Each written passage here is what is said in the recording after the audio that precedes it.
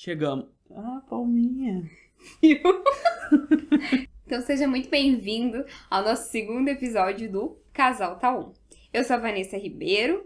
Eu sou o Gustavo Ferreira. E a gente tá aqui para conversar um pouquinho sobre marketing, empreendedorismo, morar em Portugal, sobre ser um casal e etc e tal.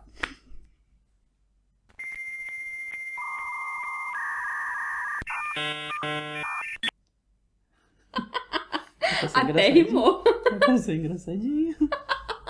Então, a gente ainda não preparou uma pauta específica. Por sinal, temos que fazer esse planejamento, mas é que foi uma semana de muitas mudanças. Então, calma. E tem mais. Nosso último vídeo saiu muito longo. Eu quero minimizar isso. Acho que a gente tá aqui, vídeos de no máximo 18 minutos, porque ninguém aguenta mais ficar 1 hora online. Então, os nossos vídeos vão ter no máximo 18 minutos. Estava lendo isso até num livro que eu tô lendo de storytelling, falando sobre os TEDs. Então, é isso. Bora lá.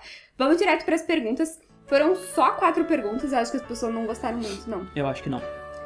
Não sei. Vamos ver se vai continuar ou não. Então, vamos a essas 4 perguntas. Vamos explanar sobre elas, conversar sobre elas. E é isso aí. Vem. Tô com a camiseta Flash hoje.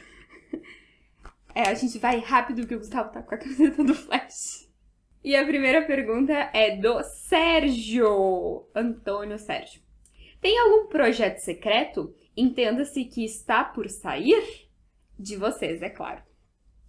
Então, essa semana houveram mudanças. Nada planejado, mas a vida é feita de mudanças. E quem não está preparado para mudanças não está preparado para viver. Nós não tínhamos nenhum projeto secreto.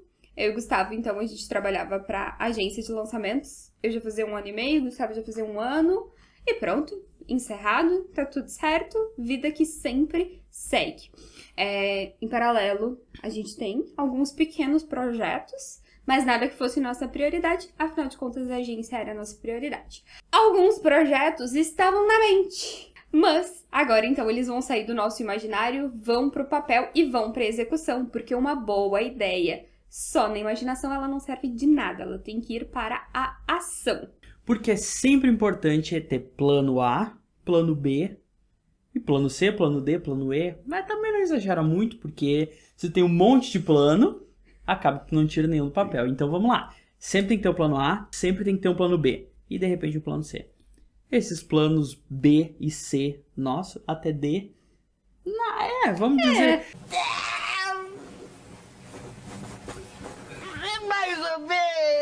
A gente tem até o plano D. Vamos dizer que tem até o plano D. Eles estavam ali engavetados, porque realmente, como você falou, não era a nossa prioridade. Mas o jogo virou e tornaram-se as nossas prioridades. E agora o negócio vai pra frente. É sempre importante ter um plano, porque tu nunca sabe o dia de amanhã. E aí pronto, aquele plano A ele vira em nada e tu tem que partir para outro. E aí se tu não tem outro, aí já era. Tu vai ter que pensar e colocar uma ideia para ainda assim ela ver se ela se torna viável ou não. Ou seja, sempre vá tendo ideias e deixa ela engavetadinha para quando precisar ela tá ali, na ponta da agulha. Vamos para a segunda pergunta, que é da Ale. Uma pessoa muito querida que eu conheci aqui de Portugal. Dos meus colegas de trabalho. É das poucas pessoas que dá pra guardar no coração. Enfim, vamos lá. Como surgiu a ideia de ir morar em Portugal? Bom, eu, Vanessa, sempre tive muita vontade de morar fora do país. Não sei, não pergunta por quê. Sempre teve o desejo ardente, a vontade latente de morar fora. Onde? Não fazia ideia. Eu só sabia que eu queria sair do Brasil. Já o Gustavo... Sempre achei que era uma ideia muito legal, mas nunca tive nenhum plano pra morar fora do país. Tá bom. E daí, então, como eu sempre tive essa ideia, aconteceu no... Que ano que foi? Fazem... 2018, metade de 2018. Metade de 2018, eu fui desligada. A gente já tinha... Nada na nossa vida parece assim... Parece que a gente já tá conversando antes e as coisas... Logo depois elas acontecem. Eu lembro que a gente fez uma viagem de férias pra Maceió. E em Maceió a gente chegou a puxar esse assunto do... E se a gente, quem sabe, por acaso, morar em Portugal? Tipo, mas foi uma ideia muito rápida na viagem. E logo aquilo morreu. E daí, logo que eu voltei de férias, eu fui demitida. A situação do Brasil, eu não via nenhuma perspectiva de continuar morando no Brasil. Eu me sentia sem esperança, me sentia... Assim, não sei, não tem explicação. Me sentia num buraco fundo sem saída. E a gente querendo ter filhos, porque sim, esse é um plano, esse é um objetivo. E eu não via possibilidade nenhuma de ter um filho no Brasil pela saúde, pela segurança, pela educação. Enfim. E por que Portugal? Tem o Instagram. O Instagram famoso com esse nome. Exatamente. Portugal por 2 motivos. O meu tio mora aqui em Portugal, já fazem 35 anos. E é um aporte, é uma pequena segurança que a gente teria. E nós dois não falamos, até o final do ano isso vai mudar, nenhum de nós dois fala outra língua que não seja português. Doce ilusão achar que aqui ia ser as mil maravilhas. Fala, só tô eu falando. Que a gente sempre fala que, como aqui fala português, vai ser muito mais fácil.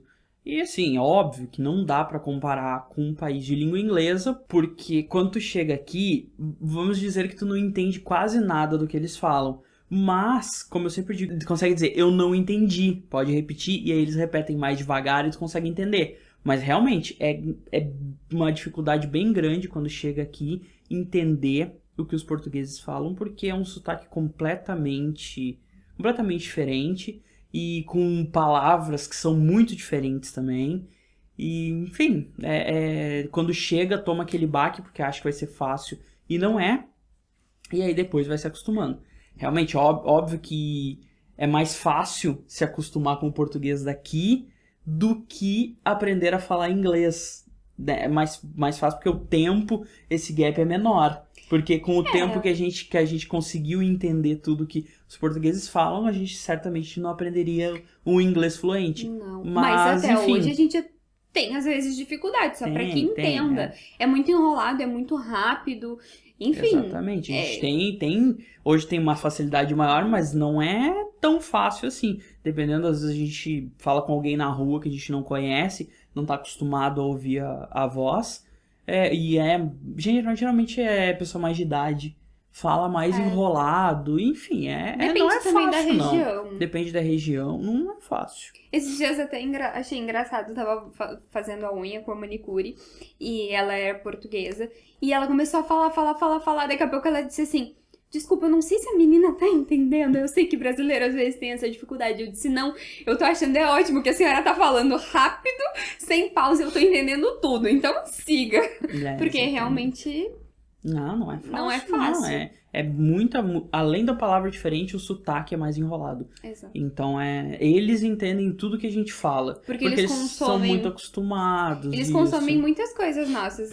Vídeo, Nossa, as crianças no YouTube estão sempre assistindo alguma coisa do Brasil. Novela, música, tudo. Então, o contrário não acontece. Porque no Brasil a gente não tem contato nenhum com o português aqui de Portugal. Exatamente. Então, complica. E sem contar que pra mim ainda aconteceu de que logo que nós chegamos aqui em Portugal, nós trabalhamos 1 ano na área de restaurantes. Gustavo trabalhava na cozinha e eu trabalhei como empregada de mesa, que é garçonete. Então, eu atendia as pessoas, eu atendia aos clientes, logo eu tinha que falar mais e tinha que ouvir mais. E no início era bem mais complicado, porém, com o tempo isso foi normalizando. É uma questão realmente de costume no ouvido. Então, é isso.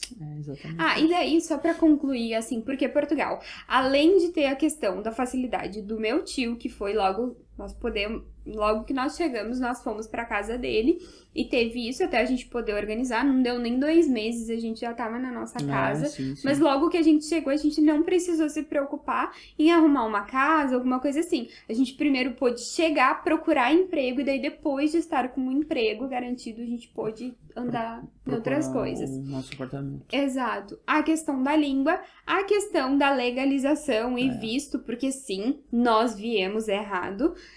Não tinha dinheiro na época pra bancar algum visto. E ok, era o que a gente podia, a gente fez o nosso melhor na época. Se a situação fosse hoje, ela seria completamente diferente. Mas enfim, foi o que foi. Por isso, trabalhamos 1 ano na área de restaurantes. Porque sem contrato... Exatamente. Quando... Sem documentação, É, esquece trabalhar num lugar bom. exatamente, porque quando a gente chega aqui e vindo como turista e fica pra morar, o que que acontece? Tem duas formas de se legalizar. Não, na verdade tem mais até, porque tem como te matricular em alguma instituição de ensino aqui e ser estudante, só que tu não pode trabalhar, comprovar 1 ano de subsistência, ou seja, são 12 vezes o salário mínimo que tu tem que comprovar em conta para se manter aqui, e tem como se legalizar por contrato de trabalho ou por emissão de recibos verdes, que é como se fosse um MEI no Brasil, mais ou menos isso. E aí, no nosso caso, o mais fácil foi conseguir um contrato de trabalho, entrar com uma manifestação de interesse para ela ser aceita e depois vir a legalização. Exatamente. Mas, como a gente disse, não é algo fácil. A gente não tá incentivando de forma alguma as Não. pessoas a virem irregulares, porque é muito difícil. No sentido até da questão sentimental, quando a gente pensava, vamos pra Portugal, aí só ficar 2 anos sem ver a família. Tipo, a gente tem que ficar no caso, hoje está sendo 2 anos, quase 2 anos e meio, vamos colocar assim. E a gente não pode sair de Portugal, porque a partir do momento que sair de Portugal... Entendeu? Exatamente, precisa estar legalizado para sair de Portugal. Exatamente. Então não tem E não tem o é que fazer. Claro, tendo em vista outros lugares, Estados Unidos, Espanha, etc e tal, Portugal ainda é muito melhor do que vários É países. muito mais fácil, muito mais rápido. Exato. Hoje, o Gustavo tem já autorização de residência e eu tô com um processo de reagrupamento familiar, que também, com essa pandemia toda, fechou o Serviço de Estrangeiros e Fronteiras. Enfim, foi um auê completamente diferente. Hoje, não sei como é que ficaria, mas o processo é mais ou menos aí de uns 3 anos. Então, Um processo isso. bem longo. Andréa Lofreta, essa é a pessoa que eu conheci em Portugal, que eu mais amo. Essa é minha irmã de alma. Vocês são felizes por já terem uma madrinha para o filho ou filha de vocês? E ela se intitulou madrinha dos nossos filhos. E é isso, tá tudo certo. E ela realmente é e será Dinda dos filhos que virão por aí. Exatamente. Ainda não vão vir. Vira. Até deixa eu fazer um adendo, falar, não tivemos na semana passada o casal Taon, porque eu fiz a doação de óvulos, que é algo um pouco mais comum aqui em Portugal. No Brasil, isso é feito de uma forma só se for ali família, parente, etc e tal. E aqui em Portugal se tem a opção de doação para um banco, né, para um local específico, e daí então teus óvulos são coletados. E assim possibilita a possibilidade, eu ia falar. E assim possibilita que um casal que não tenha, né, que uma mulher que tenha falta de óvulos, enfim, independente de qualquer coisa, possa utilizar os meus óvulos. Então, além dos nossos filhos que ainda virão, vão ter aí algumas Vanessinhas. Eu sempre brinco que vão ter algumas Vanessinhas por aí, porque o meu DNA é demais pra ficar só entre nós, precisava circular mais. Tem a possibilidade também de doação de espermatozoide aqui. Isso é só a título de curiosidade, porque realmente é algo que não é falado, e, enfim, é realmente meio que um tabu. E além de ser feita essa doação, que enfim, é tudo e tal, ela também é remunerada. Esta é para você. O Adroaldo perguntou o seguinte: ele sempre cozinha ou foi só para aparecer no vídeo? Que teve um vídeo que a Vanessa gravou. Foi na Sexta-feira Santa. Exatamente. Eu tava fazendo pela primeira vez, eu fiz uma receita tipicamente portuguesa, que é bacalhau com natas. E ficou muito bom. Não foi porque eu fiz, mas ficou. Apesar de ter críticas construtivas com relação a isso, até que ficou ok. Ficou muito bom. E não, eu sempre faço comida. Eu sempre faço porque eu gosto de fazer. E, enfim, eu sempre gostei. Sempre, desde antes da gente casar, eu fazia. Não era muito que eu fazia, porque eu morava com meus pais. Eu não tinha necessidade de fazer comida todos os dias. Mas eu já fazia. E depois que a gente casou, eu comecei a fazer mais seguido e fui fazendo. E hoje em dia, basicamente, só eu que faço. Porque eu prefiro, não é nem por nada, mas a Vanessa de vez em quando faz. Hoje, inclusive, foi um dia que ela fez. Mas geralmente quem mais faz sou eu. E a comida dele é muito boa. Logo, eu não tenho... Na verdade, assim, preciso dizer que nós dois cozinhamos muito bem. Não é à toa que nós estamos um pouquinho acima do peso. Ok. Mas os dois cozinham muito bem. Mas a comida do Gustavo é muito boa. E ele tá sempre disposto a fazer comida. Quer dizer... nem todos os dias. Mas na Às maioria vezes- das vezes ele tá muito mais disposto. Então a gente tem a divisão de tarefas aqui em casa, no sentido de que, então, quando ele faz a comida, eu lavo a louça e o contrário também acontece. Logo, eu fico normalmente com a louça. É isso. Essas perguntas? Essas perguntas foram só 4. Eu realmente não sei se o pessoal gostou, se quer saber de mais alguma coisa, enfim. Pois é. Mas eu acho que a gente pode...